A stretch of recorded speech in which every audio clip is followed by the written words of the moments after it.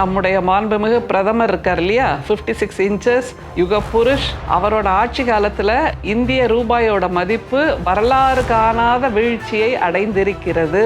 The Indian rupee has been slipping now. 2014 தேர்தலுக்கு முன்னாடி மோடி அவர்கள் கொடுத்த வாக்குறுதி என்ன தெரியுமா? நீங்க எனக்கு வாக்களிச்சீங்கன்னா இந்திய ரூபாயோட மதிப்பை 50 ரூபாய்க்கு கீழே கொண்டு வந்துருவேன் அப்படின்னாரு.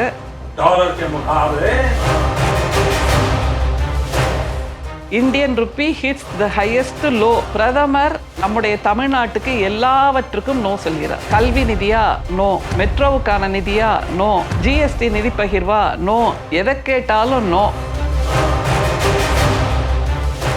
ஆனால் நம்முடைய தமிழ்நாட்டு முதல்வர் தமிழ்நாட்டை முதலிடத்திற்கு கொண்டு வருவதுதான் என்னுடைய ஒரே கனவு. 1 ட்ரில்லியன் எக்கானமி, அதுதான் என்னுடைய ஒரே இலக்கு என்பதாக உழைத்துக் கொண்டிருக்கிறார்.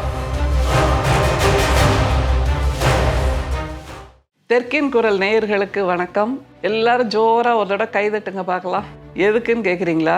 வேற ஒன்றும் இல்லை, நம்முடைய மாண்புமிகு பிரதமர் இருக்கார் இல்லையா, 56 இன்ச்சஸ் யுக புருஷ், உலகத்தின் சமாதான தூதுவர் அப்படின்னு எல்லாத்தையும் சொல்லிட்டு இருப்போம். அவரோட ஆட்சி காலத்தில் இந்திய ரூபாயோட மதிப்பு வரலாறு காணாத வீழ்ச்சியை அடைந்திருக்கிறது.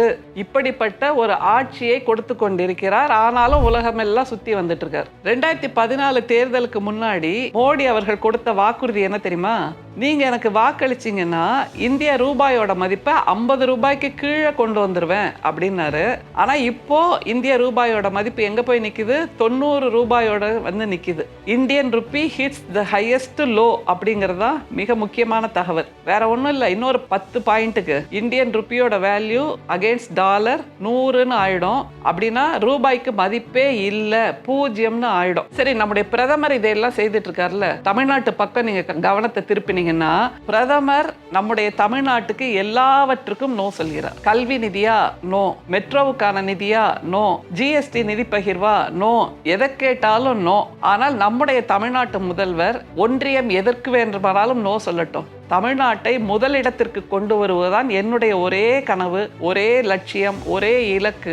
1 ட்ரில்லியன் எக்கானமி, அதுதான் என்னுடைய ஒரே இலக்கு என்பதாக உழைத்துக் கொண்டிருக்கிறார். அதற்கான பதிலைத்தான் விருதுகளாக ஒன்றியம் கொடுத்து கொண்டிருக்கிறது. அவங்க தப்பிக்கவே முடியாது. அப்படிங்கிற மாதிரி மிகச்சிறந்த பொது போக்குவரத்து என்கின்ற விருதை தமிழ்நாட்டின் போக்குவரத்து துறை அமைச்சர் சிவசங்கர் அவர்கள் பெற்றிருக்கிறார்கள். எப்படிப்பட்ட ஒரு வெற்றி பாருங்க. அது மாதிரி சுகாதாரமா தமிழ்நாடு தான் முதலிடம், மருத்துவமனை கட்டமைப்பா தமிழ்நாடு தான் முதலிடம், பெண் கல்வியா தமிழ்நாடு தான் முதலிடம், இடைநிற்றல் இல்லாத கல்வியா தமிழ்நாடு தான் முதலிடம், பெண்கள் அதிகமாக பணிபுரிகின்ற மாநிலமா தமிழ்நாடு தான் முதலிடம், தொழிற்சாலைகளில் பெண்கள் பாதுகாப்பாக பணிபுரிகின்ற மாநிலமா தமிழ்நாடு தான் முதலிடம். அதே மாதிரி விளையாட்டுத் துறையில் தமிழ்நாடு தான் முதலிடம். எதை எடுத்துக்கொண்டாலும் தமிழ்நாடு தான் முதலிடம் என்பதாக ஒன்றியத்தின் நிதி நெருக்கடியை தாண்டி நம்முடைய மாண்புமிகு முதல்வர் மிகச்சிறந்த வெற்றிகளை கொடுத்து கொண்டிருக்கிறார். அப்படின்னா ஒரு ப்ராக்ரஸ் ரிப்போர்ட் கொடுத்துடலாமா?